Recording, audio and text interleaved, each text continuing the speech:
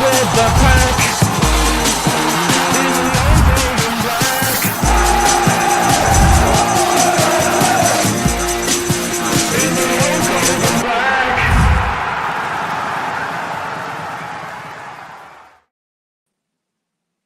How you doing?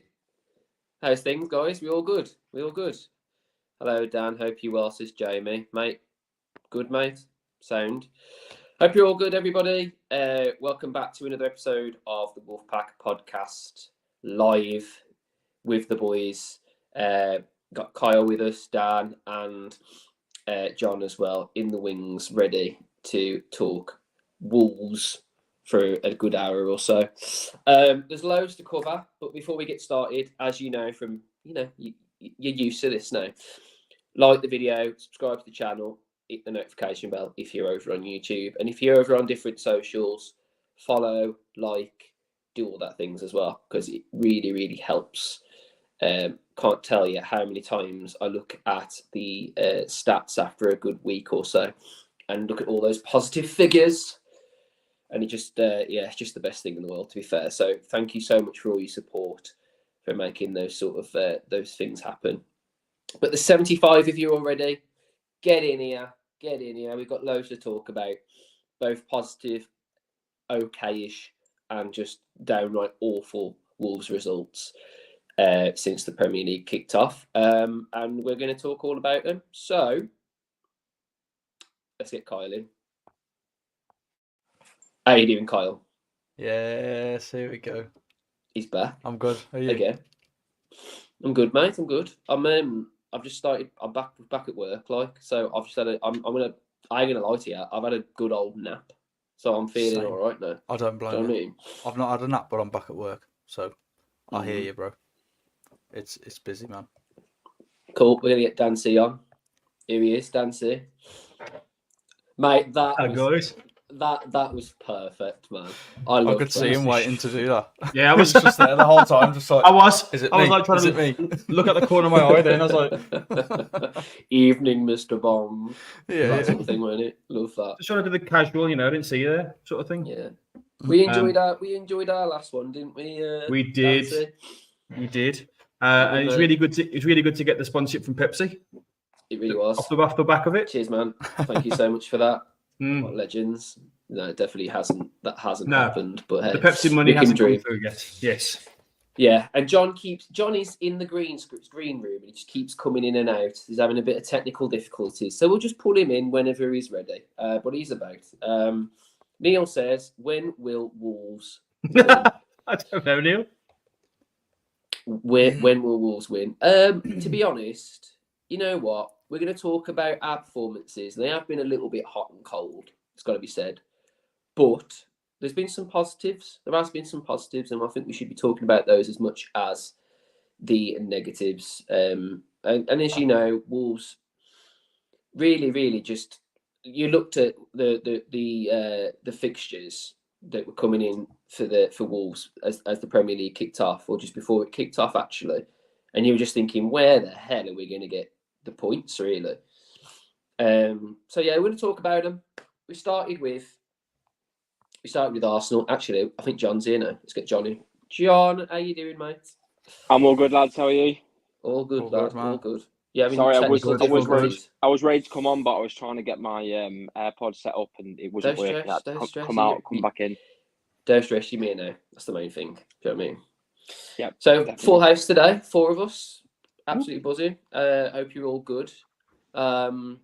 If you're in the comments, get involved as much as you can. 120 of you here now, buzzing. Oh. Let's talk about that first game though. So the first game of the new season was the Arsenal game, where Wolves lost 2-0 away at Arsenal. So what are your thoughts on that game, Kyle? What could have gone better? What did you see positive from Wolves, if at all anything? For me, I actually think we played really well. I think we had 2 very good halves of football. I think the only major criticism that I'd have, without deep diving into it all down to a T is that we gave Saka too much space on that side. As we Apart always from do. that, I genuinely think we had a decent game. You know, we said before we can't expect to go away to Arsenal first game of the season and get a point or even 3 points. But I don't think we played too bad. I did the watch along. Everyone seemed pretty happy if they were watching it. You know, it's just one of them ones. Saka's found again too much room on that side, and he's a tricky customer. You know, he's arguably one of the best players in the Premier League at the moment. Yeah, and we just gave him too much room. But our performance wise, I thought we played some really positive passages of football. I think we were passing well. I think the defence actually looked decent. I think we saw a massive glimpse of what Gary and the backroom staff have been doing on the training ground. And yeah, I think we were all right. So let's talk about that sort of lineup that we saw. So we saw Sarr in goal, back four of Ait-Nouri, Totti Gomez, Mosquera and Doherty. And then two CDMs, Lamina and Gomez, a 10. Actually, Bellegarde played in a 10 with Rodrigo Gomez on the left and Hwang on the right, with Strand Larsen leading the line as a 9. And I thought that kind of helped us because it allowed us to do some interesting things in attack. But I do still think that, like you said, on the particularly on Saka's side, we were just getting a little bit dominated, to be honest. And it was only like it was just what was going to happen. You could just see it. But to be fair, holding those guys to a 2-0 away, with, you know, a bit of a new look side, I wasn't massively concerned, really. I just thought, you know, we've gone to Arsenal. It is what it is. Yeah. But who particularly impressed you, John, in this game? Maybe someone off the bench, perhaps, or anyone in the starting lineup that you think maybe particularly did well against Arsenal?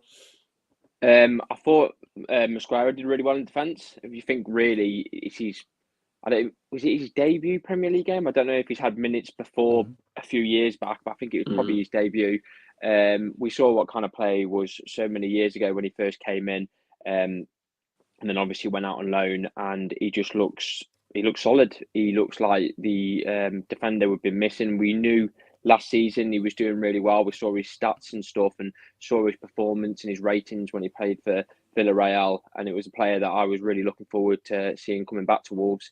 And now Gary's given him a chance. He does look like a quality player. I do think a little bit like Kilman, though, he needs someone a little bit older next to him that's been there, done that with experience. And I don't know if he's getting that with Totti, but I do like him playing there with Dawson. I know Dawson isn't the long term. He's still a little bit slow.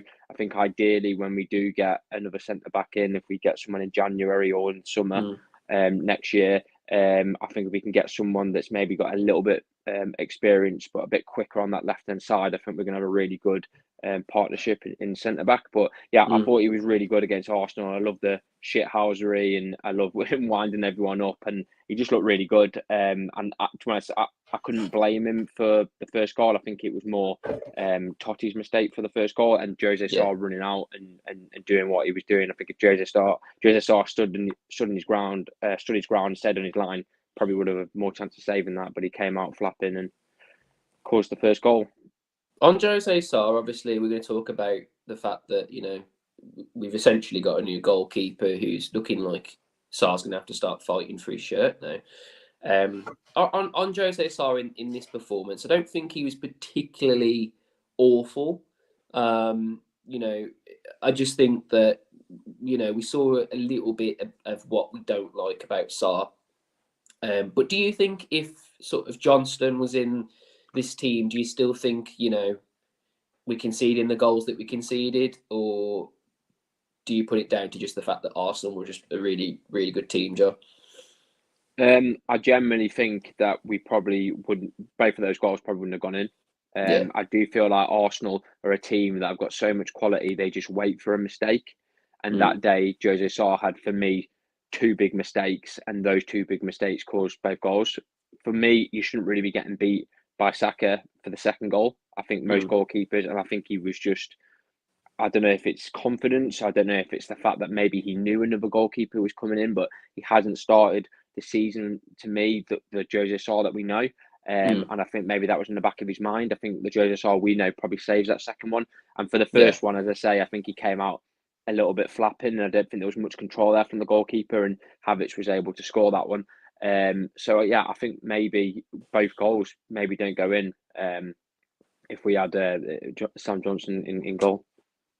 Yeah, because it's an interesting thing, isn't it, really? I think during that Arsenal game, I don't think any of us thought that Sarr's position was really up for debate, other than the fact maybe Ramsdale might come in. But I don't think any of us really thought that if a keeper did come in, we'd see them quite as much as we saw Johnston against Forest, and maybe, throughout the campaign. But yeah, so it's one of those games, to be fair. I just don't think that the trouble with Wolves is we seem to like build up.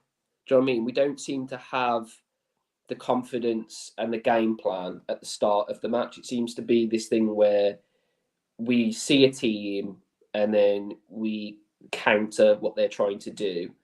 And I think sometimes, especially in this game, we were guilty of not finishing the chances when they were there, and ultimately it was always going to happen where they scored a second goal. So that was basically killed the game off. That second goal genuinely just killed us off, and because I thought we had Arsenal on the ropes a little bit after they scored their first goal.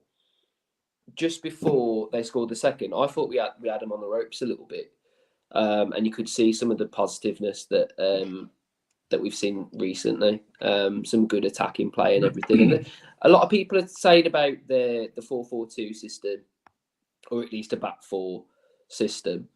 Dancy, I'm going to come to you. What do you think suits this Wolves 11, this particular one against Arsenal? Would you have maybe gone to a back five after seeing some defensive mistakes, or do you think it was right to stick to the four? I think it's right to stick with the four. It's a new system. It wasn't particularly bad. I think it was just, maybe a few teething problems, maybe, but I thought Mosquera looked solid. There was nothing particular that any of them did massively wrong. And when you consider it's Arsenal, so like you say, they are going to punish your mistakes. But I think whenever Bruno Lage used to do quite a lot, when you were behind, you would bring on a defender, and you're like, oh, that's fantastic. You know what I mean? That's the wrong attitude. You should be going, keep going to try and score. And I think the game against Chelsea, particularly the first half as well, it was like a basketball game. It was like Kevin Keegan style. Okay, we're going to concede. Yeah. We're going to concede 5 goals. We're going to score 6, sort of thing. And as a fan, that's fantastic. Do you know what I mean? So I would have kept it as it is. I didn't see anything wrong with it. I think I probably would have as well. And I do respect this comment because I've heard this a lot. So I'm glad you've just pulled that one up there, Dan. I was literally just about to pull it up myself.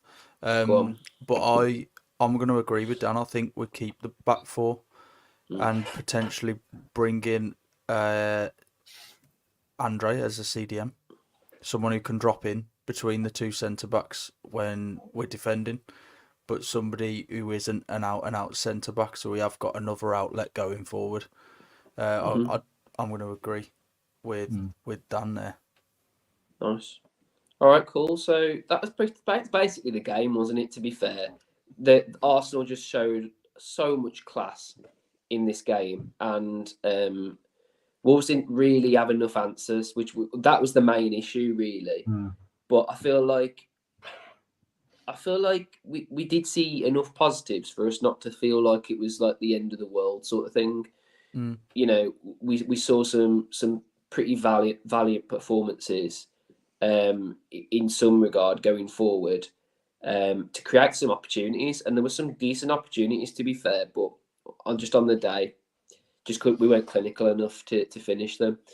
So yeah, it kind of ended 2-0, and a really, really good Arsenal performance, to be fair. But the next game we're going to talk about, oh god, let's make it quick. So you saw on the lineup, you saw Arsenal, and then followed by Chelsea, and you just thought, if there's a team that we could win at home, it would probably be Chelsea out of most of the teams, just because, we seem to have their number. And Chelsea, honestly, before they kicked off at Molineux, I genuinely thought that they're a bit all over the place. I did. I was confident as well going into the Chelsea game. I think most Wolves fans were, especially, doing the double over from last season. The last time we played them, what was it, 4-2 to us? So, yeah, I was confident as well. I got a couple of mates who are Chelsea fans as well. I think one of them's popped up in the chat a few times. Oh yeah. Anyone who's asking, by the way, it's my best mate in the chat, by the way, and he is an Albion fan. Bobber. So yeah. Apparently you were as well, Kyle. I see. I know. Yeah, I saw that. He's put that in. Where's that? Oh, I absolutely wasn't. I can very much clarify that. Has he deleted that comment? No, it's there. It's there. 7:56 p.m. There you go. It's there we go. Absolutely Shocker. not Scandalous. Scandalous. So I am going to address his other comment though, because I think this is a really important topic. Go on, read that out, John. Read that out. Oh, you read it out. Can I read that out? Okay, I've watched Johnson week in, week out, and trust me, Johnson is such a shocking keeper. He has concrete feet, doesn't support his defence, doesn't come off his line. I'm glad you've signed him. That's coming from an Albion fan, right? So sorry, I'm just laughing at that. We've got to take it with a pinch of salt because he is an Albion fan. However, I am going to back him up, and he does know a lot about football. So, it's a tough one because when he was at the Albion, I was saying exactly that. I was like, keeper shocking. And you guys know in the group chat, I've not been quiet about the signing of Johnston. I'm not convinced at all by it. I don't think he's any better than Jose Sarr. I think, Jose Sarr, attitude-wise, Sam Johnston could be better than him with his attitude and his want to do better.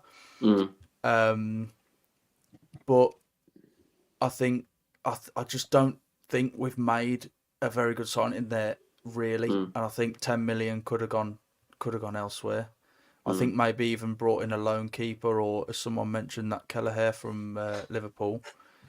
But I think the only thing with Ramsdale and Kelleher, they both wanted about 100k. I'd have much rather paid it. Which I would have. Whether we can afford it or not, but is another thing. Physically afford that wage at the moment. It would have made the Fabio and Podence sales just pointless, basically. And yeah, okay. I mean, we'll talk about Johnston a little bit more after his performance, I think, because he did have a fantastic performance. But we're talking about the Chelsea game. So we went off a little bit on tangent, but we're just replying to comments. If you listen to this on Spotify, we're replying on comments that were live during the stream. So if you're a bit confused why we're talking about Johnston all of a sudden, we were just replying to comments. So Chelsea, we played them at home, and it was actually honestly, it was actually a fantastic first half. By the way, I thought both teams really, really went for it. Some really good attacking displays from both teams, and basically zero defending. It was literally like it was genuinely like we were playing like full on attack versus full on attack, and the person with the most goals was going to win the game. It was mental, to be honest. It was actually mad to watch. But to be fair, I thought that we answered a lot of Chelsea's sort of questions. So Jackson scores the first goal from a corner. And to be fair, it's absolutely shocking defending, really, because, okay, it ricochets from a Wolves head and everything, but he's literally so open on that far post. He's unmarked.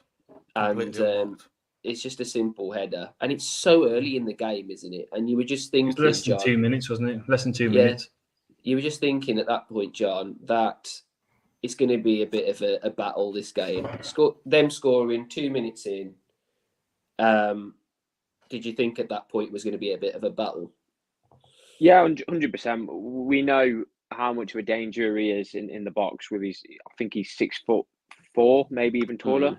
And I just think, I think it was Totti, if I remember rightly, was the man that was marking him, and Totti jumped and he was just 2 feet higher than him. So I don't know if you can blame him for that, or the fact that maybe when we do need to look at a centre back, we need to look at someone that's a bit taller. But he's just one of those people. He's absolutely lethal in the box, and I felt a little bit sorry on Totti, because he was getting a lot of blame for that. But I don't think really the defence can do much about it when he's that tall. But I do think that potentially the goalkeeper could have got his hand on it. But then you're not sure at the time if he could see the ball completely, because there was people in front of him. You don't know if his vision was blocked.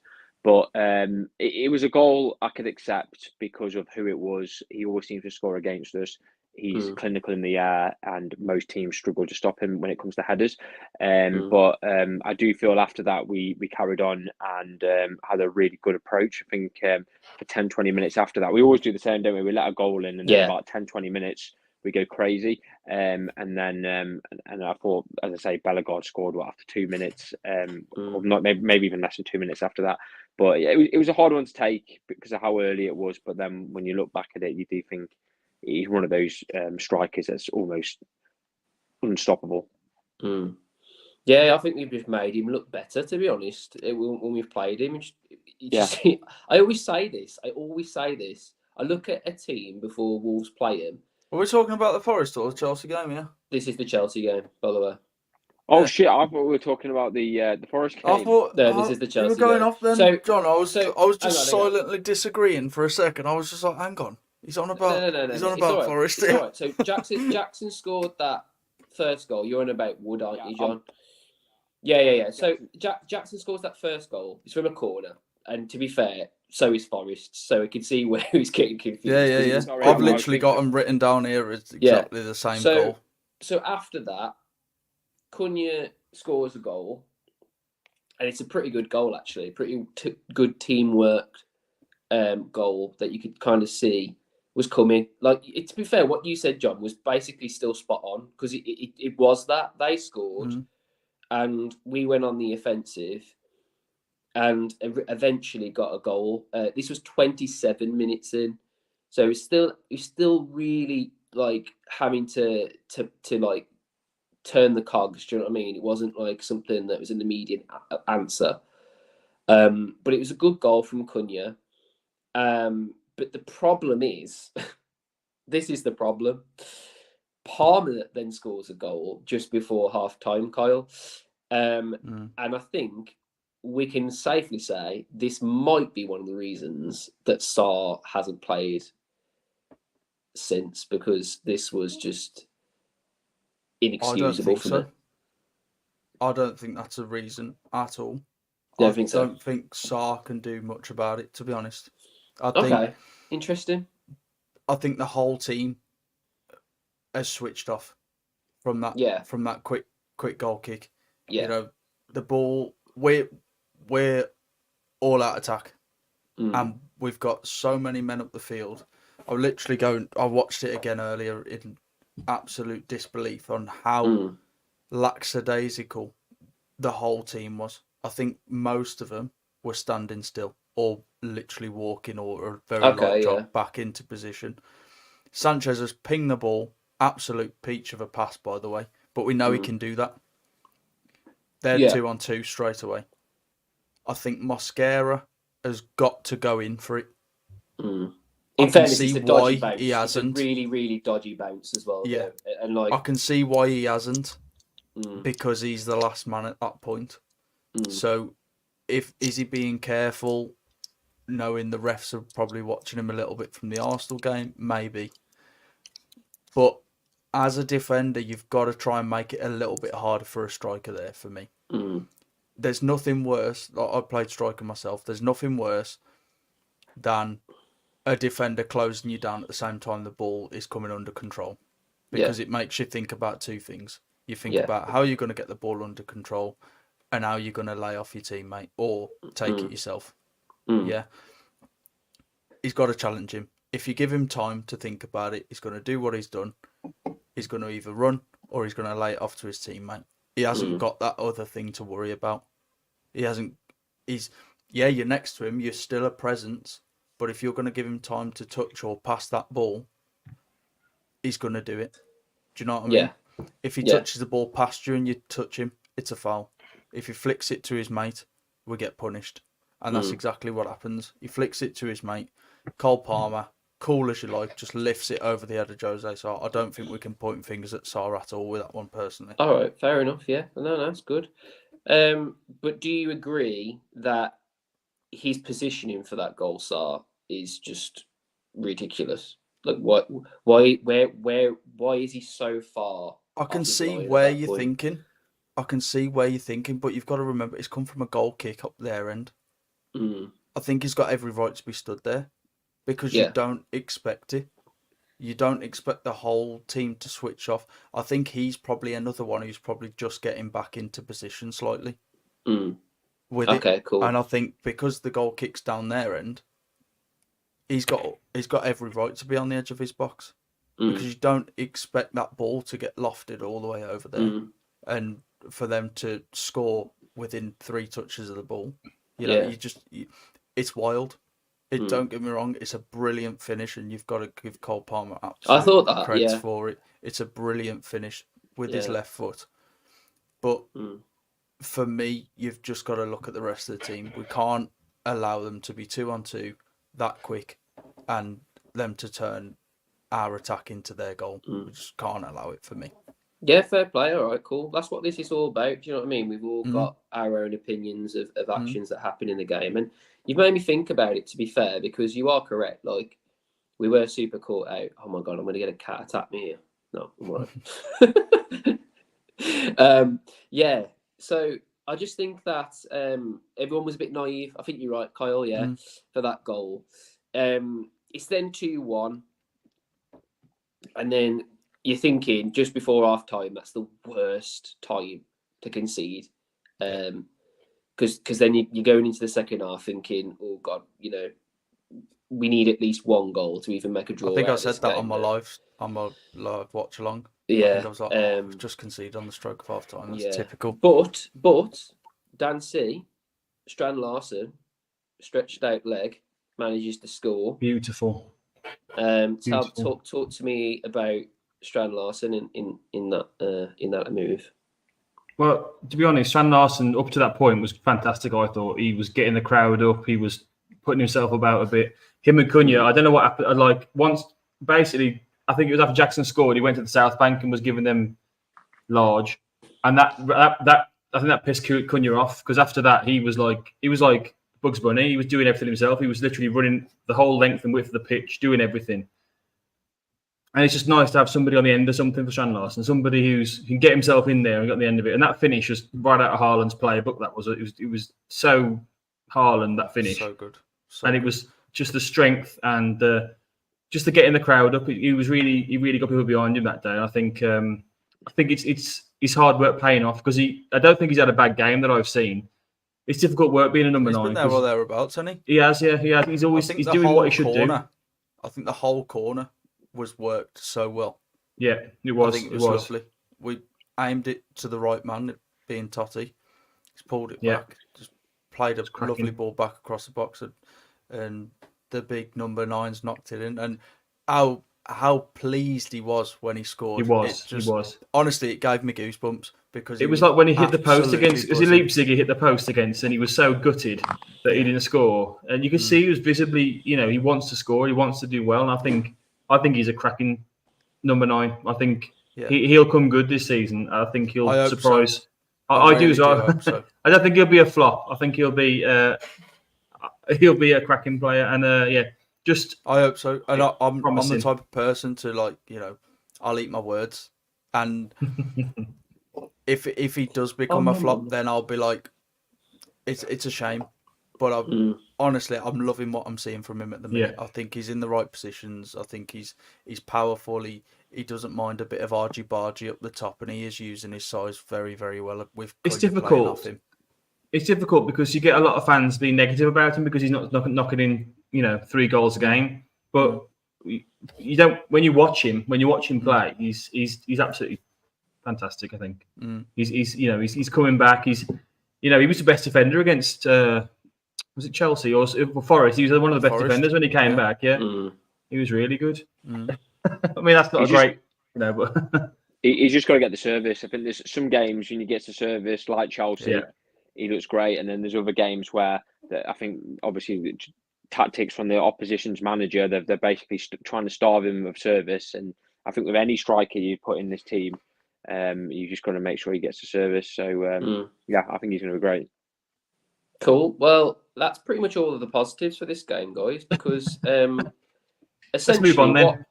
I've got a few stats for you if you want to hear them. What happened in the second half is we just all went home, apparently, especially on that left side. Aït-Nouri got on the buzz and thought, I'm gonna make a break for it, beat the traffic. I think because I don't know what happened, but that left side was so open. It was. I've done some match reviews. I've done a few now. This is the most angry I was at a match review. This is. I was more angry about this than the Coventry explosion, which really I should have been like fuming. But this was just. It was the maddest thing I've ever seen.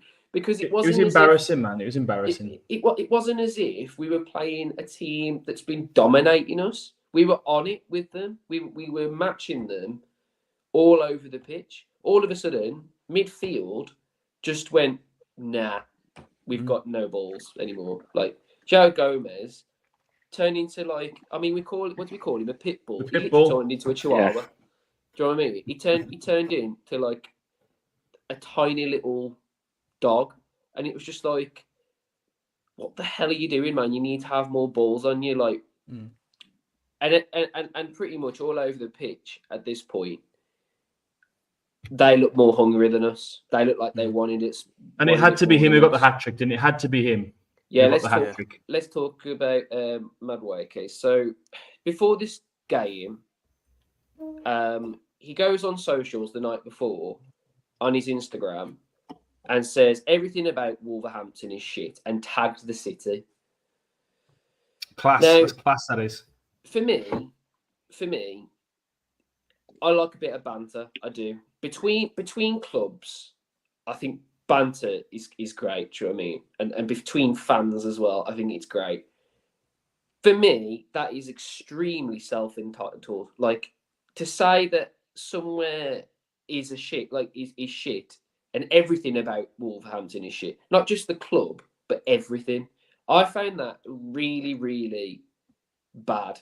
If he'd have just said Wolves FC is shit, I don't think anyone would have given a shit. I think it's just the fact he attacked the whole city. Now, if you're going to do that, you need to come to Molineux and be like the best player we've ever seen. And basically, that's what he transformed into. He scores 3 goals without reply, all on the same side, by the way, and just made Aït-Nouri and Totti just non-existent, like literally non-existent on that one side. I think the first goal I think Aït-Nouri actually stands him up really well, and it just deflects, and it's an unfortunate deflection because the shot itself wasn't that good, and I think Jose Sarr saves it, but it's deflected up over him, and it's one of them. However, the other two, I have no words for. Come on, the other two, if you want me to break them down, the other two were fucking awful, because you got Totti tracking back over to that left side.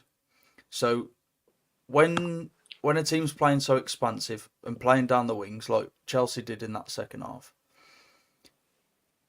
you've got to look after the wings. So by that I mean, if your winger's going up, your defence have got to shuffle across. Now, Totti does that in both occasions. However, Aït-Nouri's no rush to get back. No.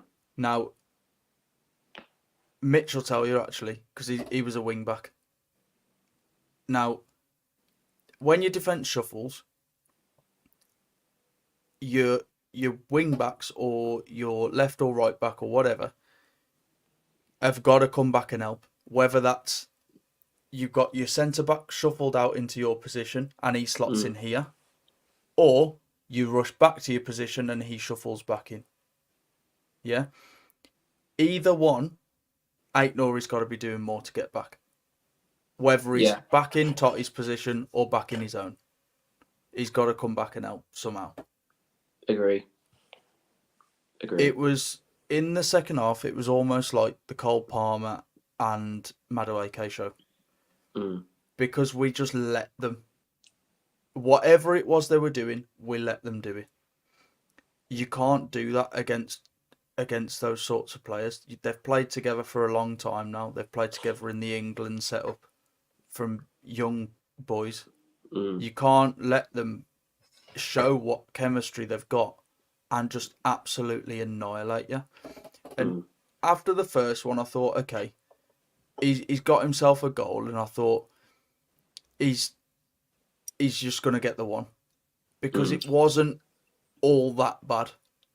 No. But then the second and the third, I just thought, oh my God, that's so bad. And he, like I say, on the watch along, you just see me just sitting back and going, I don't have any words. I was in the stadium and I same. It was bad. Just the wind went out, didn't it? The wind went out of sails. Literally, I think that goal after half time, and then it was just they just gave up. I think everyone I've got collectively the stat sighed. difference here. I've got the stat difference from the first half to the second. In the first half, we had 41% possession to their 59, which, when you're playing against a Big Six club, you expect that. You don't expect to go out and dominate possession. We had 8 shots to their 6 in the first half. We had 3 on target to their 4. So it just goes to show they were looking clinical from the get-go. We, again, as we know, have got to be a little bit more clinical when we're getting up there. However, we're creating 8 shots. Law of averages, 3 on target ain't too bad. No, that's good. We had 4 big chances. They had 2 and scored them both. Both had 4 corners. We had 112 completed passes, which was 80% of the first half. They had 178, which was 88%. Now, in the second half, it was 39% possession to us, to their 61. So we're letting them carry on playing. We're just letting them do what they want to do. We then had another 4 shots with only 1 on target. They had another 8 with 4 on target, which they scored all 4. We had 1 big chance. They had 3. Even one of their goals doesn't even count as a big chance because it's come out of nothing. Both had a corner each, and we had 78% pass completion, but only made 141 passes. They made 248 passes and completed 85% of them. They literally almost had double the passes that we had in the second half. And that's what it looked like, to be fair. It looked like they just come alive, mate, honestly, you could tell. And I was so intrigued. I'm not normally a stats sort of person. I'm not too big on it because I don't think it defines the game enough. However, with this one, it's a perfect example of what went down at Molineux that day. Because you look at it and you go, we weren't good enough. No. In the second half. I think first half, we were the better team. Yeah. Yeah. And I know that's bold. Yeah. And some people might disagree. But I think we were the better team. We had better chances. We had more shots. We created more than they did. It was okay, the possession, but like I said before, you can't go against a Big Six club and expect to have the possession that they're going to have. But it's just it's one of them. I think the Joao Felix goal is just way too easy, and this is where this comes in. This comment now. John, I'm going to come to you with this. Pace, and we just had a lack of belief. I'm going to come to you with this, John. Right. Yeah. So, Neto leaves for Chelsea, and he's there with his best mate, Joao Felix, and they've both basically only just got into the club themselves, really. And it's a good little move by them, to be fair. But I think at this point, Wolves were completely done. By the way, I genuinely just think we were done. And eventually, it comes out to Neto, and I genuinely think Neto could have scored from his position. I actually do. I think he just thought, you know what, I can't score against these now. That's just ridiculous. So he actually sets up Joao Felix, and Joao Felix finishes it. My question to you, John, is: do you think Neto should have celebrated the way he did, based on the fact he's just come back to Molineux?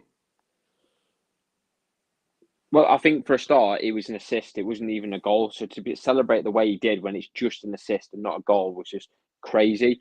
I think it was Bolly 2 seasons ago that I think scored a header. I remember thinking that's how you celebrate, because he just literally just started walking off and didn't even crack a smile. And I don't mind if there's a small celebration if you score a goal and it's not too bad. It's just with your teammates and you're not winding up the opposition's fans. But the fact that it was just an assist and he was running around like he'd won the lottery, it was unbelievable, and it really wound me up. And I think at the time, due to the circumstances of how many goals was let in, everyone was pissed off, and I just think it just added more fuel to the fire. But I think in general, the whole game, I just think that we almost tried too hard the first half, and I think these players hadn't been back in the Premier League long. Maybe fitness was an issue. I think they tried so hard the first half that by the second half, they were absolutely knackered.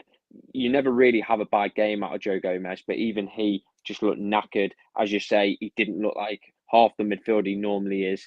Itnori, with that deflection, I think he's always struggled for fitness problems. I think that knocked his confidence. He switched off. Totti didn't have a great game. He switched off. And I just think it was one of those real unfortunate games. And I think the problem at the moment you've got with Chelsea is they can bring players on now in the 60th minute, 70th minute to absolutely transform a game. Some of these players have had 150 million pound price tags at some point in their careers, and they're bringing them on as a sub. When you think about how much our players cost, like Chelsea now are going to be a team, even though people do laugh about them, I think that their bench is incredible. And I think we'll see more and more games like this against other teams, especially when they're playing teams that are in a similar position to us in the table. You'll get to about 60 minutes, and Chelsea, the quality they can bring in now, you're going to see some more fluke results like this. For me, I think if we play that game again, maybe mid-season, it wouldn't happen. I think it was so close to the beginning of the season. I think players were still struggling with the fitness. We still had players missing. I did think that when Dawson came on and changed and went in defence, I thought we looked a lot better. I thought he was very calm with the ball, Dawson was, and I think that helped with the people around him. Dawson's one of these people, he's not that quick, and I think that's the reason why there isn't a massive future for him. Even though he's a great servant, probably someone great to have on the bench. We want to get a quicker centre back in, but at the moment, for what we've got, he's a real composed defender. He's very calm. He's very calculated, and I think he calms everything around him. And you saw that at the back end of the Chelsea game. Even though the game was done, we just had that moment of madness, and then he came on and calmed it down a little bit. And I think that's why moving forward, he went back into the lineup for the next game, and I think we'll probably see Dawson play more and more games for us, even though he's probably not the ideal choice because they want someone quicker. But I just feel like it's his confidence, his experience, his calmness. But yeah, terrible game, and definitely wanted to try and forget. But, definitely. Yeah, I think you're right. I think you've hit the nail on the head, guys, to be fair, on that game. One definitely to forget. I think, again, if we're talking about the Arsenal and Chelsea performances, I feel like there was some in there where you could say, okay, against the non-top 6 side, we probably would put a team to the sword because we've done well, you know what I mean, to create chances and score the ones that we've done. And to be fair, very, very, very briefly, because I really want to talk more about the Premier League games, but we did have a cup game, and it saw a lot of players, that we haven't seen for a while. Obviously, some that have gone, but I think the main thing you can say about this cup fixture against Burnley is the fact that it was a must perform game. Do you know what I mean? After that Chelsea defeat, I think the fans just wanted something to cheer about. So it actually came at a decent time, I thought.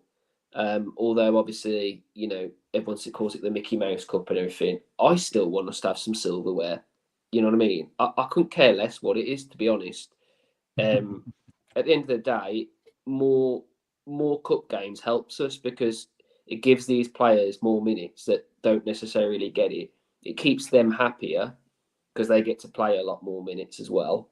It actually helps a lot being in cup runs.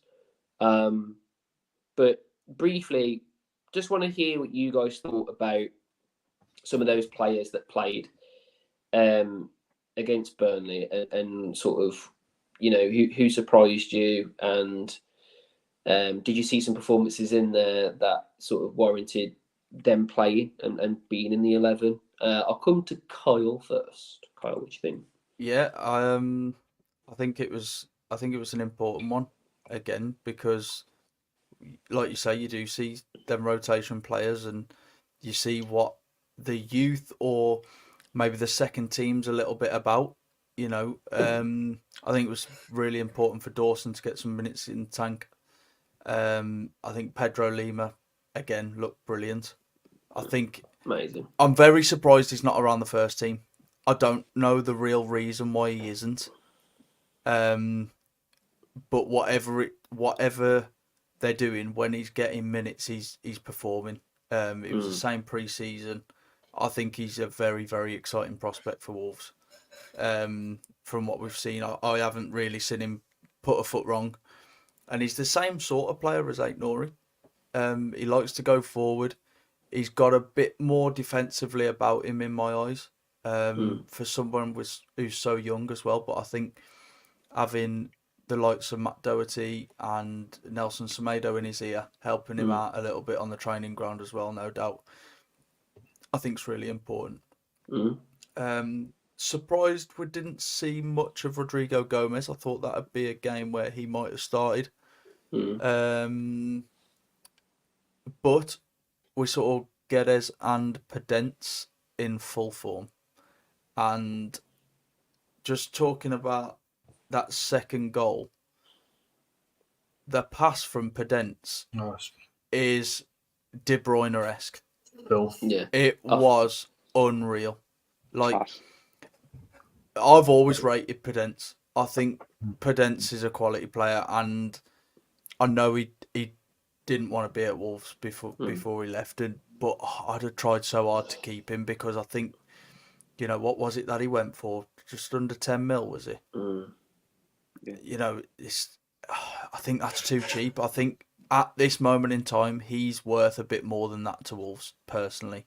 because we need that little bit of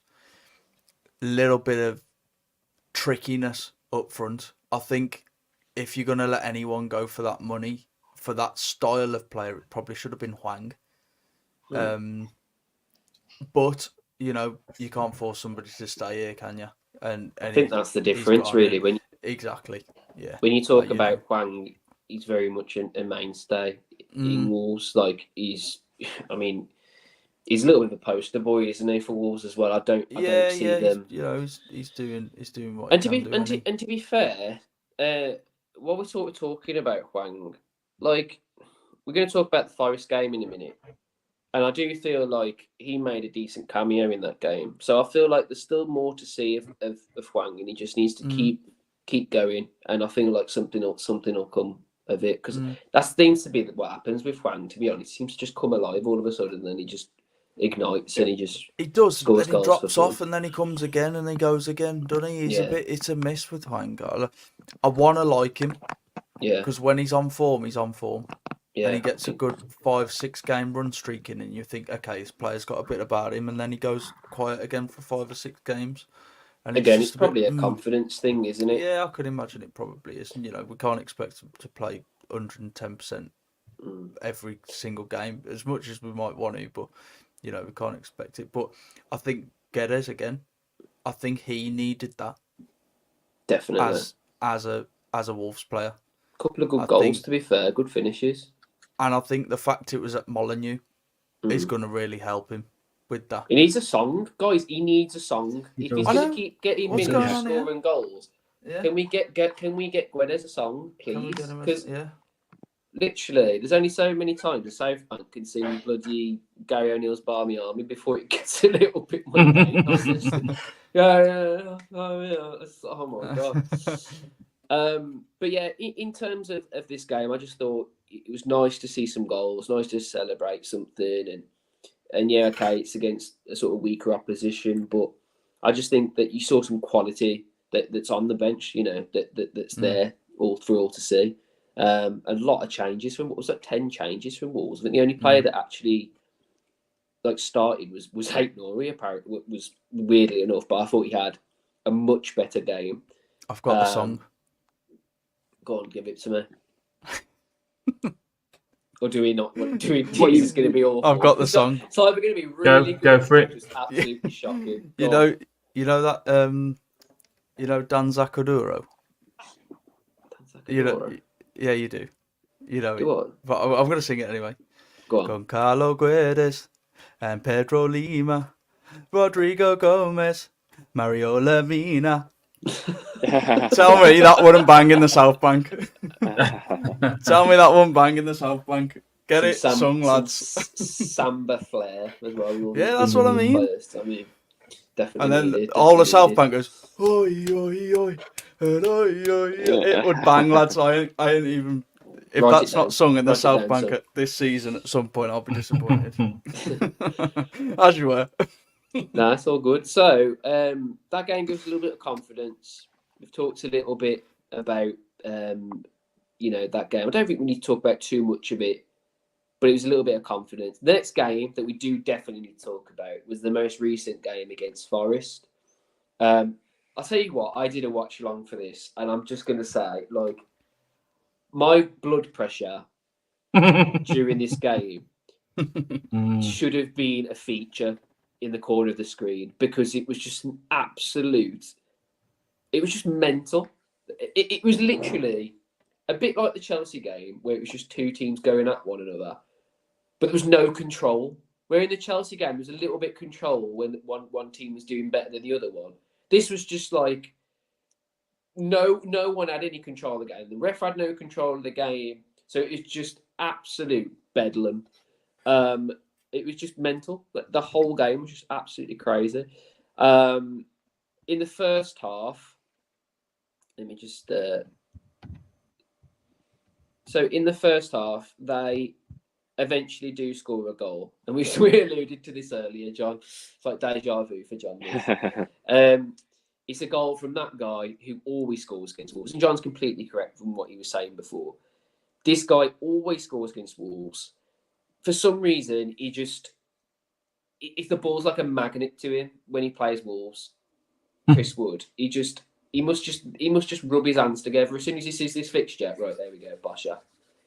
Do you know what I mean? It's just an absolute joke. This goal, by the way, this goal is even worse defending by some, like, this is probably the worst defended corner goal I've seen from Wolves for a very long time. This was just absolutely ridiculous. He is completely unmarked. Unmarked. Not just like, you know, someone, he's lost a marker or whatever. When the ball comes in, the guy is literally unmarked. And the header is so, like, it's so lethargic. It literally just, it just connects to him in the right way. Completely eludes everybody. And it's 1-0. I'm going to throw something out here while we're on that. Go on, Carl.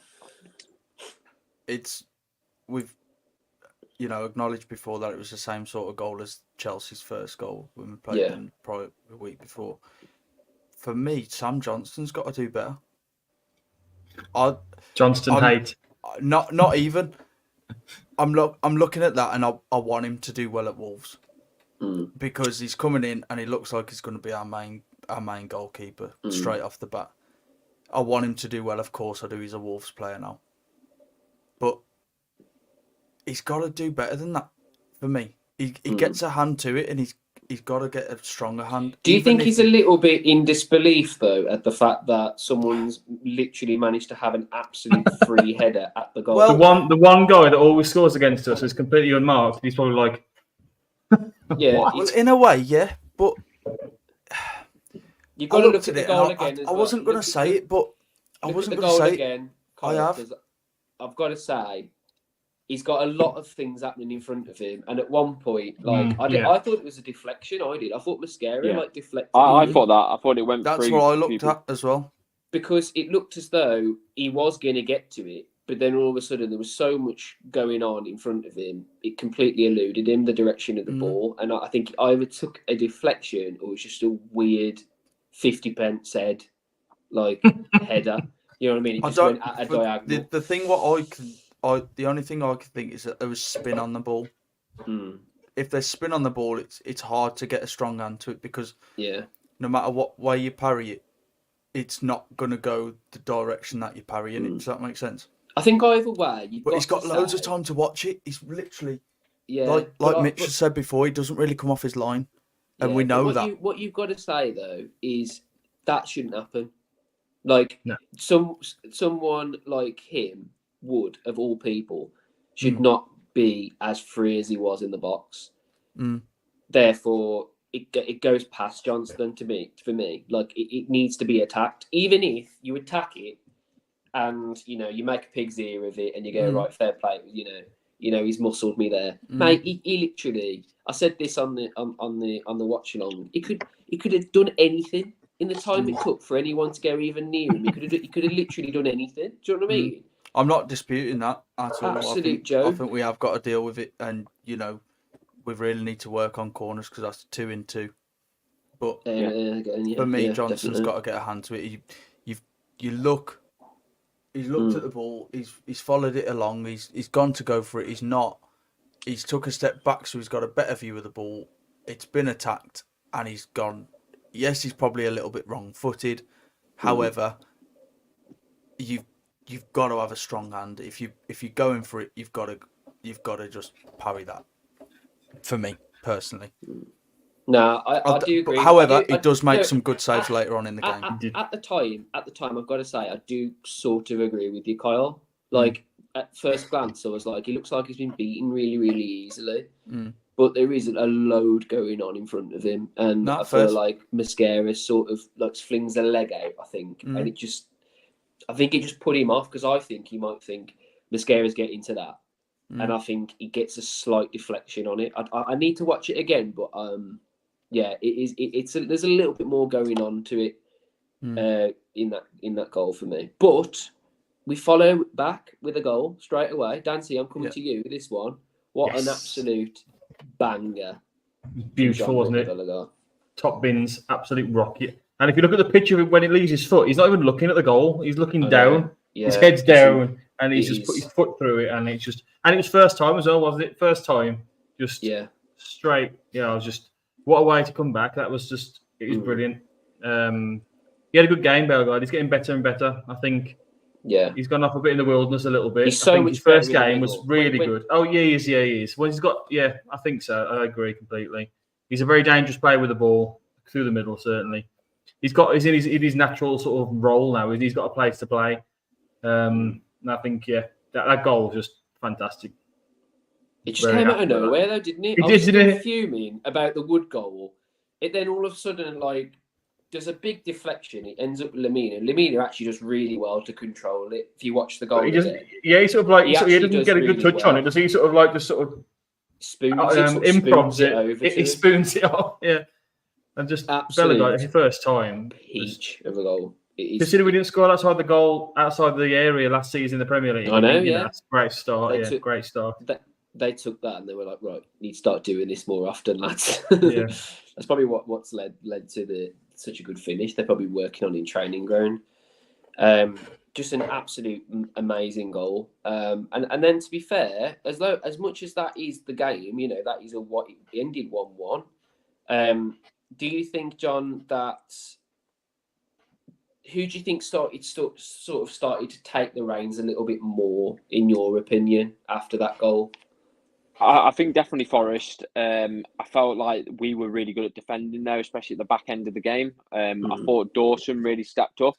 I thought he was class. And I know some people are saying he's a little bit too old and all this, and he doesn't fit in with the fast back two centre-backs in the four that Gary wants to play. But at the moment, as I said previously, he just looks so calm and you can see the experience takes over. Yeah, he's not the quickest player, but he doesn't need that because of his experience. And I just thought he played really, really well, Dawson did. And to be honest, I think it was a deserved point for both teams. Yeah. But I thought I was on the edge of my seat thinking Forest could nip this, but Dawson just had a blinder.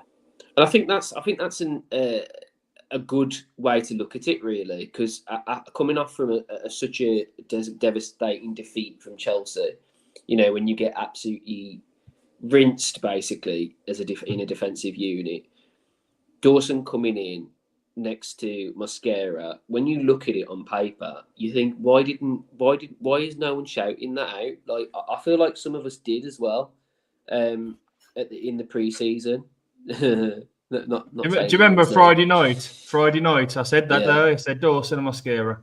Yeah, it's probably because of his injury. He probably had a set amount of minutes that he could play because he had the knee injury, didn't he? So it's probably just about now. They probably thought, we'll get him in the Burnley game. Yeah, because you've got a little bit of everything, haven't you? Really, when you think about that centre back pairing, you have literally got a bit of everything. And I also didn't you say that at the start of the season as well, John? Didn't you say you'd have Mosquera and Dawson next to each other? Yeah, I would. I was just a little bit worried about minutes because of his knee injury, and I think that's the reason why we didn't see it. I think because they plan it so far in advance. I bet they had it.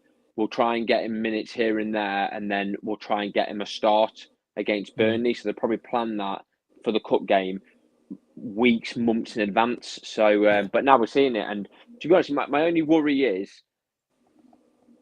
It feels like going back to last season as well. It feels like a very long time since Wolves kept a clean sheet, and I know that's not like essential nowadays because so many teams we're scoring so many goals as a Premier League every season. More and more goals are being scored, but it would be nice to get a few. And I think maybe we will with this partnership, especially now Semedo's back. Maybe Nori can do a bit better, or maybe Doherty can go on that left hand side, or Totti can be that left back. But I think they're going to have to do a bit of jiggling around to find out what that back four best is. And I think with Andre coming in, we know previously, especially if you speak to or look at the comments from a lot of fans from Brazil that have followed Andre, they say that there was a game a couple of months ago where Andre played the full game in a back four. I'm not saying that's what we need to do, but I'm just saying it just shows. Neil's a very smart manager. He likes to play hybrid kind of players. We've seen that with how he played last season in a back four, switching to a back five, switching to a back four every 10 minutes in a game. And I think maybe we could do that. I think he will do that with Andre in midfield. I think he'll be a midfielder, a little bit like There's a comment here about Andre from from Sativa Breeder. He said, "My mate loves South American football. He told me you guys don't know what you got." He said, "Andre is incredible and we're dead lucky to have him." I can't wait to see what he's about, to be honest, because I don't know too much about him. So everything I've heard is good stuff. So I've done a lot of digging for this player, and I've talked to quite a few people about him as well. And you know, we know Damien, don't we, lads? And to be fair, shout out Damien. Yeah, shout out. He's got a lot to say about him, to be fair. This is a player that we've been looking at for a very long time, and I'm talking like before João Gomez sort of style. This is a player that really just more than anything fell into our laps a little bit. I don't think it was something we were searching for, but it's a player that became apparent, and it's one that they just couldn't resist because of the figures that he was sort of giving up. So it's not a player that I feel like Gary O'Neill's gone, right, that's the player I want, but it's a player that's done very well when they've gone scouting. It's a player that I'm not just saying this, but what people have said is we've basically signed one of the best number sixes in the world. Like the way, basically he'll play. You'll play your back four, yeah, and he'll play slightly ahead of that. And then what it allows you to do is move your four slightly more forward, not like a high line, but a little bit further towards the centre circle, which allows your goalkeeper to be a little bit more of a sweeper. And then basically he does what your sweeper goalkeeper needs to do more if he's like world class, basically. He'll literally just be there to receive the ball, and under any sort of pressure, it doesn't matter what kind of pressure he's under. We've seen it so many times, suicide passes we call them, don't we? Straight through the middle into a player like João Gomez or anything. Sometimes he brings it under his spell, but 9 times out of 10, he's attacked, and it's been a bad one. This guy, apparently, the ball just sticks to him, and then he's got so much strength and intelligence to move the ball forward. In my opinion, that is a very strong weapon that Wolves should capitalise on, because the thing that we've been guilty of is playing it out the back, right? But not being able to get it up the pitch quick enough into transitions. Wolves have got some pretty pacey players that can play the ball and just start running at the team. But the problem is receiving the ball. There's no one that really puts the ball under his spell other than Doyle. But this guy is like Doyle on crack, basically. That's the kind of player we've got. He's like I'm Doyle, for it, then. Doyle, but like years later into his experience. Okay.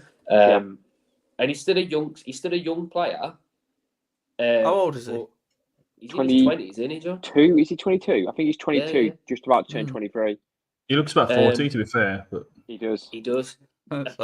No, honestly, apparently he is one of the best signings we've made for a very, very long time. I mean, when he came on against Forest, I thought, because he literally got off the plane that morning, essentially, and stepped up and had 10 minutes. He looked great. He hasn't had any training. He's had nothing.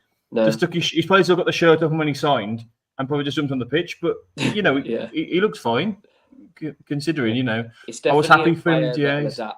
He'll adapt very well to the Premier League as well. Because has he gone on international duty?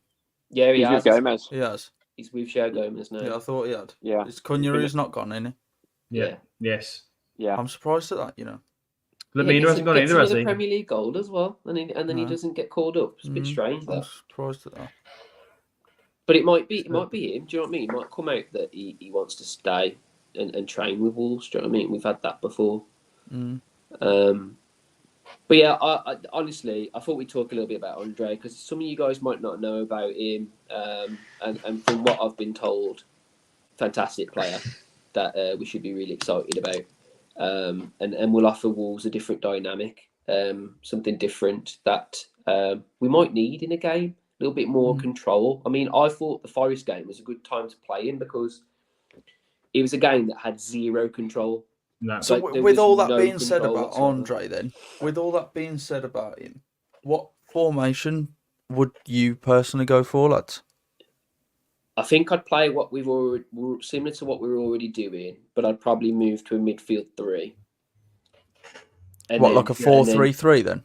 Yeah. Or a 4-3-1-2? Or a Something 4-3-2-1? What would you go for? Probably like a 4-3-2-1. Okay. Moving your midfielders up, not relying so much on the wings. Because to be honest, like other than Rodrigo Gomez now, do we have any pacey wingers that are going to beat the man? Like, I'd argue Chiquinho was a little bit like that, but he's obviously gone out as well. Where's his Forbes play? Is he a winger? Who's that? Who? Forbes.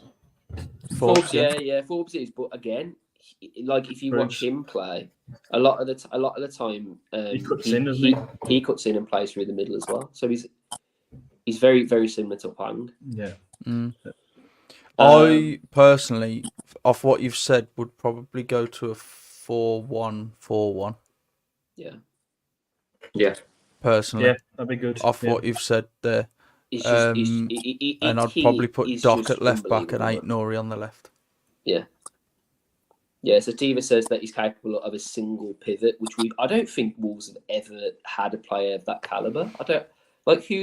You could probably argue maybe Neves would have been able to do it, but probably not to the degree of having everything about him, which seems what Andre's got.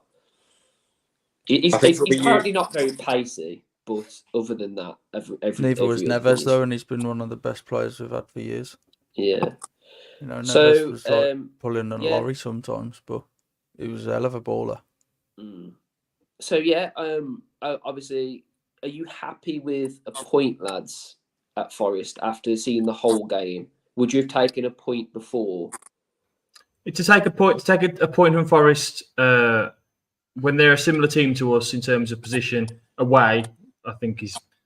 Yeah. I think before the first two games we had, if you said any Wolves fan would have been happy with that, I think they should have been. I don't think any point away from home is good for me. It's not an easy place to go, is it? The Forest ground. No, it's not. No. I heard. I think it was Gary O'Neill saying about how hard for him as a player it was to go to the City ground. And obviously there's a massive rivalry with Wolves and Forest. You know, them having Morgan Gibbs-White and then them appointing Nuno and having Bolly as well amongst their roster. But I think Wolves big side, yeah. But I think you probably could be happy with the point. I think you got to look at it with the fixtures that we've got coming up, and you think, okay, we probably should have done more and battled more for 3 points. But I think they've gone there with a bit of a mindset to, take a point if it gets offered to you. But I think we played a bit of a dangerous game from what I've heard. I didn't actually watch the game, but from what I've heard, it could have been it was a bit risky at times. But I think, if you've got to almost use the Forest game, or when you come up against a team like Forest, you've got to kind of use that as a bit of driving power to go into, your Newcastles or to go into your big six games. You've got to kind of try and use it to kick on a little bit. And could we have kicked on a little bit more? I probably think so, to be honest. Yeah. But absolutely take a point away from home. Yeah. I actually thought Forest played really well. I thought that they seemed to know what they were doing a little bit more than us. We were sort of really trying to figure out a game plan on the fly, whereas they had one and it was working, to be honest. I just feel Wolves defended really, really well through bodies, last ditch defending. And let's talk about it. Johnston, guilty for the first goal, even if he was guilty for the first goal. I thought that was a really good performance. I thought the save that he makes against Morgan Gibbs-White, that was almost Patricio levels. Like, I remember Patricio literally picking out the top corner. Was it against City? I think it was. I can't think it was against remember. City. But that's what it reminded me of. It was one of those where he knew No, what it was was going to happen. Bruno Fernandes's free kick against Man United, I think. If it's the one I'm Okay, yeah. thinking of. Whatever it was just like one of those free kicks where you could see what he was trying to do, but did he have enough skill to do it? Because it's like a chip shot. And I thought that it was a fantastic save. And I was really, really impressed with him. And then I thought, you know what? If he starts to do this, like builds on that, you know, he could be a really good goalkeeper for us. And then he did an even better save later on, close range, Chris Wood header. We've seen those go in all day, and he manages to get not only get a good save but also clear the danger straight away, which is something that Sarr was guilty of sometimes, where he's sort of not really think about where the ball was going to land after he made a save. Whereas I thought Johnston had a bit of that about him. I also think his distribution was particularly better. And I also think that sometimes where he could see that his defenders look that way, saw the danger coming at him and thought, nah, I ain't risking it, and just kicked it long. I don't think Sarr did that enough. I don't think Sarr did that enough. It's the same thing every time we saw, exactly the same distribution. He's like, right, is that a suicide pass? Yes, okay, boom, I'm going to take it. Why? It didn't make any sense most of the time. Like sometimes I don't think Sarr's head is in the game as much as I thought Johnston's was. I thought I'm going to preserve my judgment on Johnston a little bit, I think. Yeah, I think we all should. I think we all should, because we've seen players from the Albion come to Wolves and perform, you know, better. So you don't know. Like he's a lot more. It's like Southampton thought that Lemina was going to be an awful signing for us. Yeah. And he's been absolutely awesome. He's been made captain. He's like one of the poster boys for Wolves now. But if you'd have gone with what Southampton fans said about him, he would never have got in a Wolves shirt. So I think you have to keep your judgment, even if it is Albion. Do you know what I mean? Dawson came from Albion as well, by the way, and he's probably one of the best players on the pitch. To be fair, Palace fans really rate him. If you go on the Palace pages, when it was like, I just purposely went on Twitter and went on all the Palace pages when the news first broke from Orstein that we were getting him, and all the Palace fans were saying how good he is, and didn't really have a bad word to say about him. There you go. It's one of them, isn't it? You can look at it. You know, you can look at all the good things he's done. You can look at all the bad things he's done. And you can make your judgment on whichever one you focus on. Do you know what I mean? And it's one of them. You know, from an Albion perspective, he's no longer at the Albion, so they're probably going to slate some of the bad things he's done. We're going to pick up on all the good things because he's now a Wolves player. It's just the way it works, isn't it? I'm staying on the fence with it personally. Because I think we all should really. Yeah, I think we all should stay on the fence because it isn't a marquee signing. But at the end of the day, we need a goalkeeper that was going to start doing what he was told. You know, following drills and starting to like go from what Cutler was saying. And apparently, Sarr wasn't doing that. So no matter what kind of goalkeeper you've got, if you're not doing what you've been told, then I'm sorry, you can't be a Wolves player. You can't. The fact that he's gone AWOL, like, you know, he's not on the team sheet now. That says a lot. You know, we don't think he's announced, but the fact it seems like he's gone a massive strop because he is not number one anymore, and that's what it seems like to the outside perspective. You know what I mean? So, you know, it's not a good look. I think as well is that some fans aren't aware, but we are struggling at the moment in the squad for homegrown players. You can only register 17 foreign players over the age of 21. And if you think about it, Rodrigo Gomez is going to be classed as a foreign player next season. So that's another space that's going to be taken up in that 17. We've obviously, at the moment, we're going to be looking at registering Boubacar Traore potentially before the deadline on the 5th of September. So we'll have no space. So as it stands, if we didn't buy the new goalkeeper and Sarr stayed next season, we couldn't register Rodrigo Gomez. There you go. So there's little things like that as well that we need to take into account, isn't there? You know, there's so much, isn't there, in football that you look at and you think, you know, what's going on? one thing I did want to pick up on is going back to the Forest game. I know we've moved on from Yeah, that. go for it, Carl. No, we're still sort of going on it It's as well. the two penalty decisions, or the two possible penalties. I know Mitch thinks they're both penalties, and I've spoke to him about it. For me, the one with I've bullet pointed it here, and I've put the build-up was poor defending.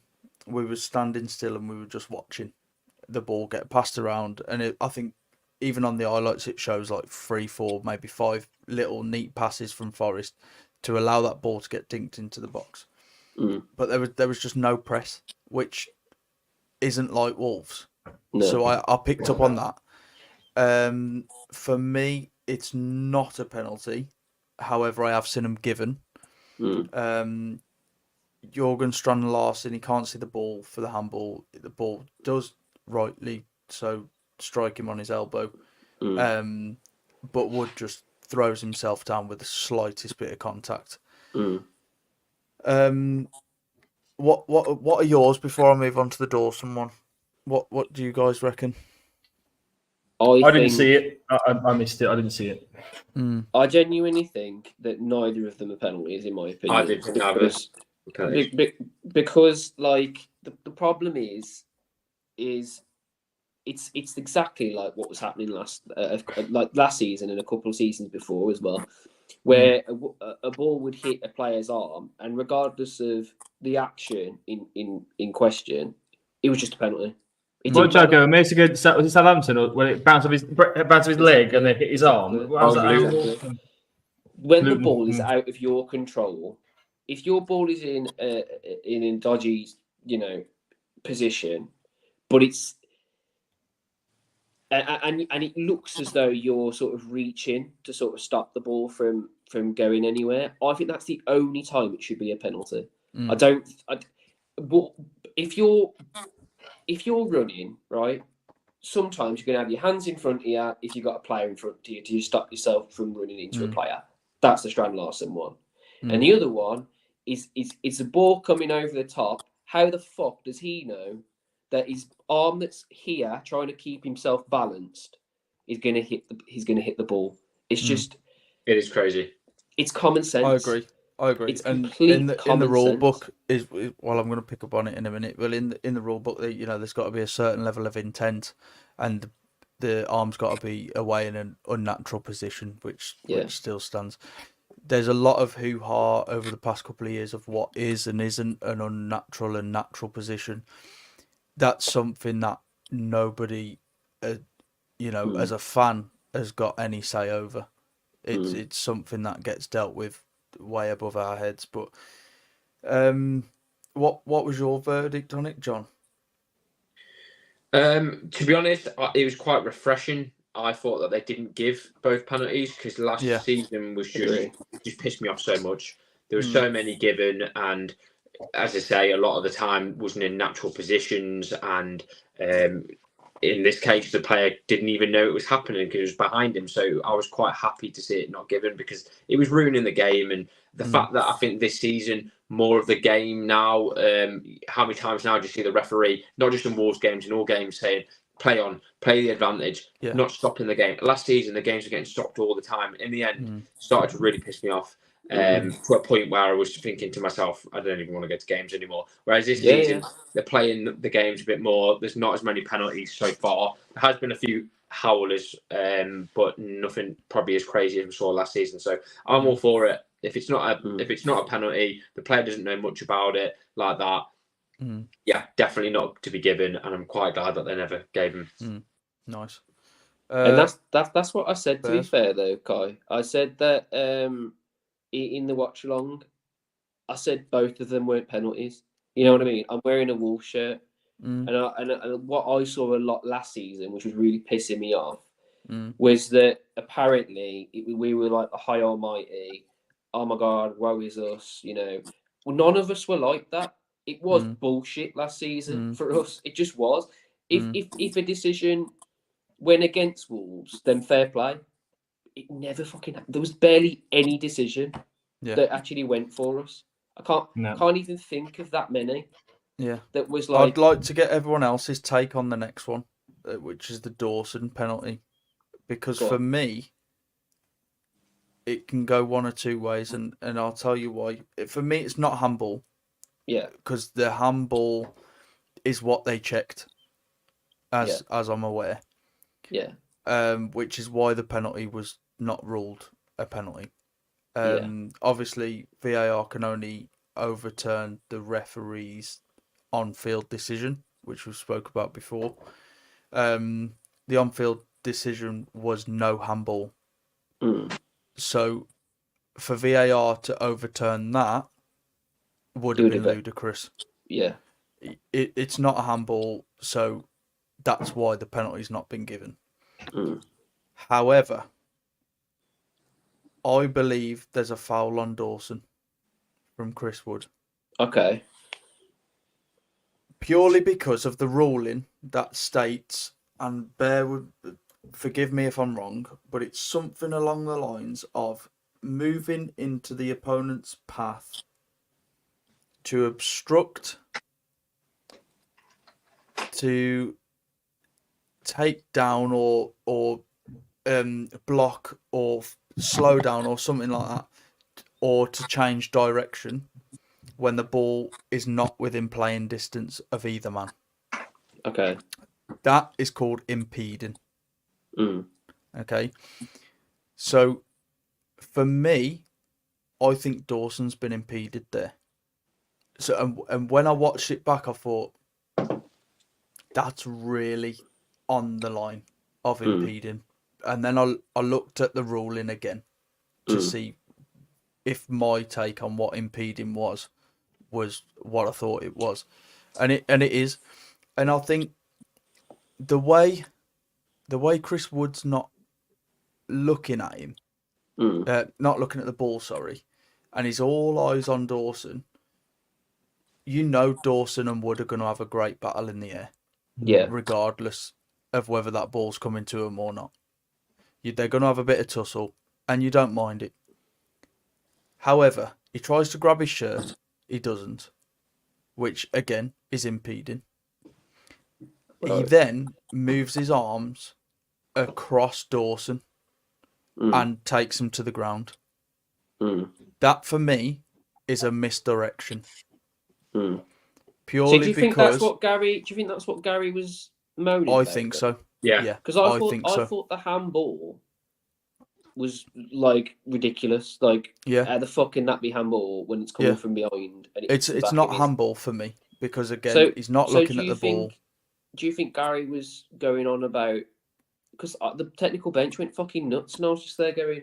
It was like a wrestling move. I've generally thought, but the only thing I thought about it is, I watch other games and it seems to be happening all the time. When I watched, it was the Liverpool United game that I was watching it, and it's very simple. I don't know why it's been allowed to continue. Like people physically rest, but for some reason it's happening all the time now, and the refs do nothing about it. So it did happen in the game, but I just thought for some reason they're letting this go all the time now, and it shouldn't be happening. I think that the rules like this, like when Declan Rice got sent off for kicking that ball away, that's correct. He broke the rules. He's been yellow carded. He's gone off.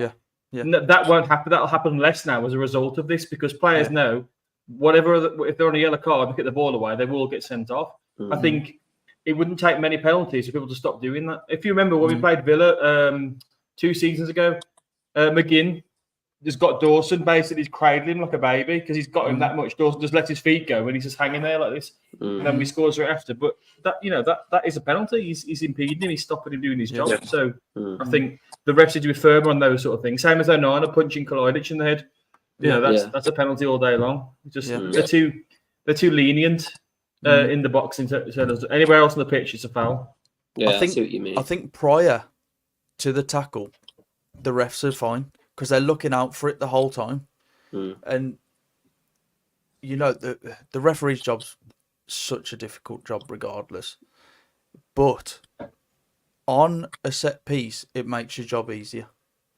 Because you know what to look for on a set piece. You look for the argy-bargy, you look for any impeded, you look for any shirt pulling, and you look for any foul play. or you don't have to worry about offsides because you've got an assistant to do that for you. You know, they'll flag anything as well, but you've got to just look into the fine details. How many times have you seen where someone will be about to take a corner and the ref will just go, and he'll just stop it, and he'll go, "You two, pack it in. I've seen it. I've clocked it. Stop it." Yeah. And they've gone back a second time. You know, I don't think it'll ever change. That's the only problem, because I think it's I don't got to a mind. point now where they've just accepted anything in the box now. Yeah. You can literally do a full-on WWE takedown, and they'll just continue doing it now. I think they're scared because they know they'll end up blowing the whistle and giving penalties 10 times a game because it happens all the time. Yeah, I don't mind the physicality. I really don't.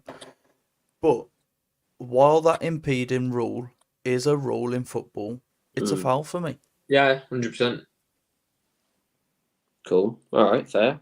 I didn't really think much of it, to be fair, but when I'll probably look at it back after. Again, have a look. Deep dive into it, and I'll be, I'd love to hear what everyone else thinks on it as well, because I think that's a really interesting one. For me, it's not handball, but it can be a foul for impeding. I was just confused why Gary in the bench went absolutely up in arms and he got a yellow. I was just like, did you not see the handball that happened for us that wasn't as well? I'd be surprised if his arms have gone up for the handball. With Gary O'Neill's knowledge and he was a player himself. I'm pretty sure it came out in the press that he did say that it was about the handball, but it is what it is. It doesn't matter. End of the day, it ended 1-1, and I do think that it was a point earned from a Wolves perspective, and I do think it's 2 points dropped for them because I feel like we held on really well.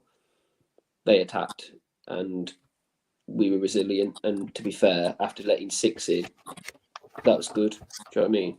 That was something good to take away from. So yeah, the next game is going to be at home against Newcastle. We've got some tickets. Thanks, John, for those tickets. No problem. Me and Kai are going to sit together, and it's going to be probably the first. I think it is the first match vlog. What did you do? Have you done them before on the channel or not, John? Do you remember? I don't think. I think Matt had maybe done one a couple of years back, maybe. Cool, nice. So that'll be really cool. Me and Kai do a little bit of a match vlog, talk about the game, and hopefully get some people there talking as well. Dan points to himself. Cool. So as a whole, then Wolves. We have 3 games in, and we've got a point on the table. But then you look at the sort of games that we've played. We probably thought we were going to lose the first 2, or at least get a point maybe against Chelsea. And I think a lot of us were optimistic enough to say that we'd probably get 3 points from Forest, but it's never easy when we go there, is it? No. So I do think a point we can start building on. Saw some positive performances, got some really good signings. I think that we might see a bit of Forbes soon. Might be interested to see what happens really now going forward. Like what formation are we going to see? I really hope people don't jump down Gary O'Neill's throat too soon. Of course they will, Kyle. Of course they will. We've got a real tough run of fixtures coming up. Doesn't matter. They'll all be miserable. It doesn't make a difference. We could have won all those games and they'd still be moaning about we didn't sign a centre back. Yeah, I know. I'm a happy clapper. It's one of them. Listen to the interview. I'll put it in. I'll put it in the group chat. But he says about the transfer window not going the way that they'd planned and things like that. So I think it's over his head, to be honest, as well. It is, and he's a great manager. To be fair, I'll rate him. Yeah, I think he's great. I think he's transformed the side from mediocre, boring football to some exciting stuff you want to watch. And I think I don't mind us being a bit more expressive and a bit more attacking. Yeah, that's great. We've just got to tighten up that defence now, and we'll be all right. I reckon Andre will be the key to that. Say again. I think Andre could be the key to tighten that up if he drops in front of that. Yeah, definitely. Back line. Definitely. What kind of like formation and personnel would you go for, John, against Newcastle? If Andre's fit to go, which you assume maybe he might be able to because of the minutes he's putting in with Brazil, I would go for a 4-3-3, but with Andre dropping a little bit deeper, and then I think it'll be like a hybrid role, like I said before. I think because of his experience being able to also kind of play as a centre back, I think he'll play as a midfielder, and then when the opposition attacks, I think he'll slightly drop into that in between the centre backs just to help, and then when we get the ball again and start moving forward, he'll come back into the midfield role. I think what's good about that as well, it pushes up Joe Gomez and Lamina, doesn't it? Because they can be like box to box, can't they? Yeah. Because we saw Lamina last season just get into some ridiculous positions where. And by the way, before we end up, we do need to talk about Mario Lamina, because I thought he against Forest, we just saw just class. He just oozed class. To be honest, he was the one bloke towards the end of that game that was just throwing limbs. I thought he broke his leg. I thought he did as well. But the guy he gets up and then makes a last-ditch challenge right at the end. But I mean, I never thought I'd say this because I don't think anyone hates Morgan White more than I do. I absolutely despise him. But he was the first person to try and call the stretcher on. He showed class there. And I almost don't hate him quite so much as I did prior to the match. But yeah, Lamine is just fantastic. A fantastic captain. He plays every inch of his being. He gives everything he possibly can on the pitch. And I think that's what you wanted it. So the Kilman never did for me. No. I think we might be in a little bit of trouble with Lamina because he hasn't gone away with international duties because he's got an injury. So I'm wondering if he actually did get hurt and carried on going like adrenaline. I'm going to ask Damien about that because I don't. The way that he carried on and the way that apparently, I don't know how true this is, but I don't think that anything's come up. Do you know what I mean? It would have come. I'm sure it would have come up by now. That I think this is a perfect opportunity whilst you've got depth. If there's any risk at all, we've got Doyle, we've got Andre, we've got Gomez, we've got Bellegarde that can kind of play as a CM. You don't risk anything. You lose Lamina. I think you're right. I agree. I think you're right. We've seen it before where we've risked injuries. Yeah, you're completely right. While you've got the players available, why not use them? Cool. All right, nice one. So we'll do a little preview. Obviously, me and John as well. We'll do a preview of Newcastle. But thought it'd be interesting to end the pod. What kind of result are you expecting, lads? I'll start with you, Kyle.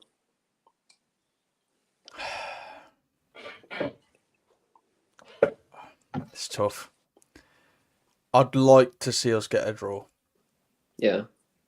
I think if we take a draw, it's a good result. Don't get me wrong, I'd love to see a win. I really would like to see us do like a 2-0 or a 2-1. I think Newcastle, to be fair, at the back aren't the strongest. So I think that could work in our favour, and then maybe another goal for Strand Larsen. To put it into context, I'll go 2-1. I'll go 2-1 Wolves. All right, cool. To put in some context before we carry on with the scores, we've got Newcastle away. Sorry, at home. Villa away, and then Liverpool at home. So, in my opinion, Newcastle, is that a must-win? I don't think it's an optimistic win. It would be nice. It'd be nice, but I don't think it's a must win because I think there's some teams that still probably aren't going to get a win in the next few games. So with like below us, like Southampton look trash, Everton look trash. Yeah, you're right. There are teams in there we can still get some points on, but I just think like you lose that game, you then go away to Villa.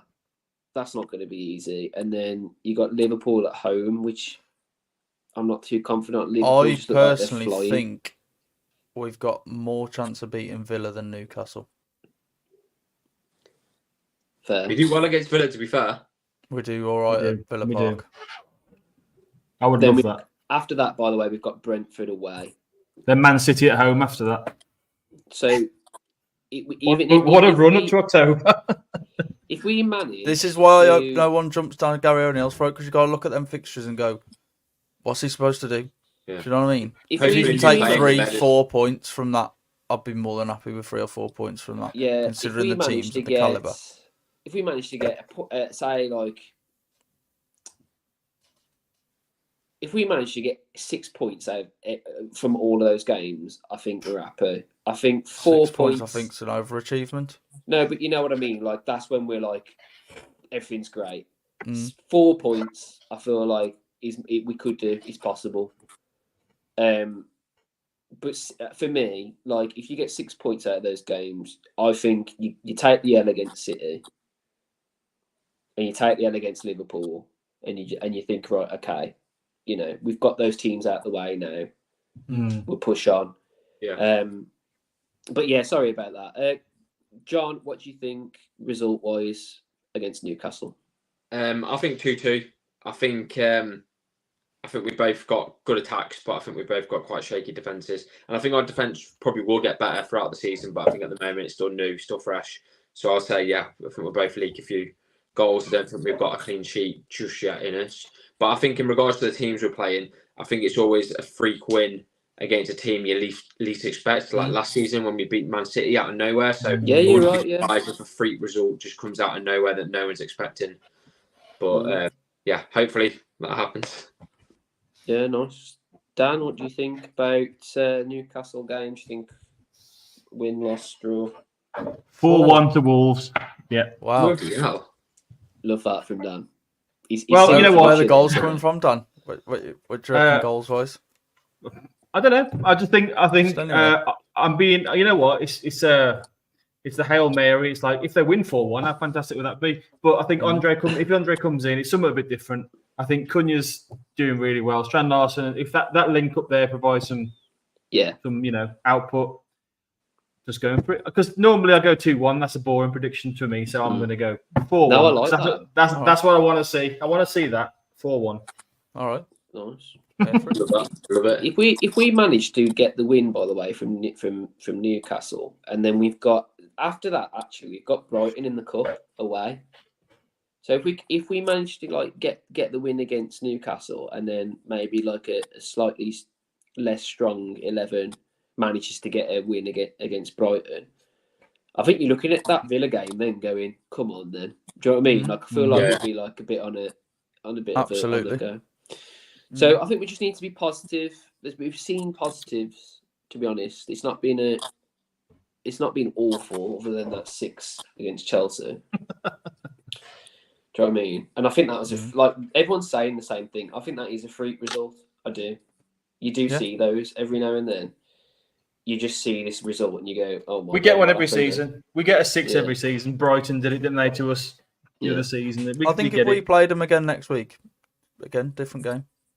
Yeah, you're probably Probably right. 6 again. You're probably right. Cool. All right, nice one, guys. So I'll steer around for the preview for the Newcastle game, and then we'll be doing a match vlog, which is really exciting. You excited about that, Kai? I am, man. I'm looking forward to it. Yeah, should be good, man. I got some little lapel microphones, both of us. So, okay. I mean, I'm thinking about it. Okay. Yeah, man, that'll be class. Yeah, cool. All right, nice one. Anyone else got anything to say about anything else, or can we wrap up? This Saturday? Go on, yeah. Go on. Oh, yeah. This Saturday, we're in a charity football tournament. I'm glad you said that. I forgot about that. I've forgotten. I was just like, oh, you know what? We need to get some people down there. The tickets are only like a £5, aren't they? They are £5. They're £5. So get down there, support us. It's all for a great cause. Where is it? At in the Dome, innit? It's in the Dome. Yeah. Dome. Yeah, in the Dome. So yeah, get on it. I played last year. It was really good. You've seen me. You're playing this year, John? I'm playing this year. It's actually a lot more exercise than you think because it's like game. Then you might have a 5-minute break. Game, and next thing you know, you've done about 5 hours worth of exercise with hardly any break.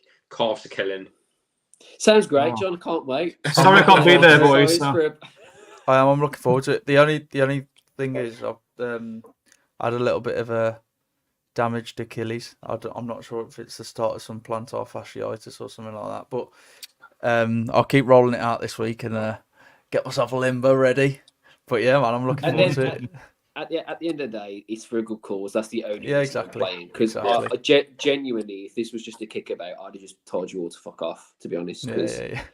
I can't kick a ball anymore to save my life, and I can't run because I've got no adrenaline whatsoever. I did a charity football game when I was in my band, and I got absolutely fucked over by the darkness. So I don't have a good track record with charity football matches at all. Fairs. Well, Justin hopefully. Hawkins made me look like a bitch, and that's all there is to it, really. So I'm looking forward to it. I genuinely am. I get to meet you lot in person, which is going to be really fun. We'll do some footage on it as well. Make it a big day. So it's going to be really fun. £5 a ticket. If you want to get a ticket, really, really simple. Go to the Just Giving page over on Always Wolves. And I think we've posted it on our socials recently as well. So there's loads of ways to find the link, basically. And even if you can't make it, a little donation, whether it's £1, £2, 100%. or you want to chuck 100 quid at it, just do it, because it's just all to buy going me somewhere. some football boots, because I don't have any. We're gonna need to buy a new leg after it. But no, by the way, I'm I'm getting married on the 22nd of October, right? I swear to fucking God, if you guys put me on crutches, I'm looking at all of you fuckers that are actually that are participating. Nah, mate, we'll carry you down the aisle if that's the case. We'll all be carrying you down the aisle. We're like, sorry, Mal. I used to be a cracking little winger, and emphasis on used to. Do you know what I mean? I'm 33 now, and I'm not gonna lie. I'll be lucky to play 45 minutes, maybe 40 minutes, maybe half an hour. Well, we've only got 9 players, and it's 7 aside. Get a Red Bulls down, yeah. Get half an hour out of me. I guarantee you, I'll get at least something out of the game. A goal, maybe assist, maybe. That's all you're getting out of me. So use me wisely. Do you know what I mean? I'll be a Adama sub. Do you know what I mean? That's up. Veteran sub. Baby, oil me up, man. I'll get on there. You know what I mean? We'll leave that one for Molly. Mal can lube you up. Well, get me. Yeah. Actually, while we're at it, stay then. Kyle, mate. Oh, don't get the baby oil. No, don't do it on live. Don't want to see this. I don't know what he's doing here. This is going to be an interesting. He's going to come out in a pair of Wolf Speedos, is he? I don't know what he's doing, mate. It could be anything. It could genuinely be anything. I'm looking forward to seeing whatever it is, though. I'm not. Oh, nice. Oh, okay. Oh, I love that. Oh, that's class. All right. It's not the Speedos we were hoping for, but hey, that's class. Good quality, that does. Yeah, man. So we've all is that like a gym? Is that a bit like a gym top? Treasure. It looks good. It looks breathable. I reckon it could be like 25 degrees on Saturday. Say again. It could be like 25 degrees, I think, on Saturday. So if it's this hot, last year it was so cold. I think it was close to November, and all the doors were wide open, and it was about 1 or 2 degrees. I just remember playing, and I could just see my breath. That's a shock. I'm looking forward to it, man. I think it's going to be a class little day out. I think that's why they moved it to a better day. You can laugh at how bad I am. If anything, do you know what I mean? I really hope this is a lie. You get Abdul. Bloody hell! I did alright last year. I played defence, so I don't. So are you trying to compete then, John? Because we need a centre back. Are you like? Is this your little thing? I'm a left-sided centre back because I'm left-footed, so I'm actually like the probably like the player that. Do you know what I mean? They're going to be there as well. The Wolves got some of the Wolves. Have we got a keeper? I don't know. No, I think last time we had a keeper. I think we might have. Yeah. Have we? Yeah. Matt has someone that helps with digital. You know what? Dancy would have been a good goalkeeper because he's a mountain. No, I'm centre back, mate. I'm 6'5", nearly 20 stone. I'm a good. I'm good at keeper if you ain't got anyone. Yeah, I'm good at corners. Class. I'm like Podence. I'm like Podence in every way possible. Take that as you will. I would probably compare myself to Michael Owen. Oh, Michael Owen played. Michael Owen. Dawson. Razor Ruddock. Dawson. Love that. Razor Ruddock. Cantona. No, I'm a bit like Fabio. Like, you know, I taught the part, but I'm absolutely fucking useless. Say that now, and he had a blinder at Las Palmas. Yeah. I couldn't give a shit if he did. Top scorer. I couldn't give a shit if he did, mate. I couldn't give a shit if I would love it if he was top goal scorer in the league. Yeah, that'd be class. Right, is that a wrap, boys? It's all a wrap. Oh, Class. Nice one. Get down, cheers, support guys. us if you can. Do us a big favour as well. Do us a big favour, like the video, subscribe to the channel. If you're on Spotify, rate us 5 out of 5 and leave a nice comment. Nice little comment. What else? Go on Facebook, Twitter and Instagram. We're all over there. Giving you Wolves news as it happens, as and when it happens. Shout out to the boys behind the scenes. They're all great lads. Can't wait for what's to come from the rest of the season, even if that lends in some frustrating performances from Wolves and everything. It's just been a joy. So nice one, lads. We'll end it there. See Pleasure you as always in the next one in a bit. Cheers, guys. Bye bye. Bye.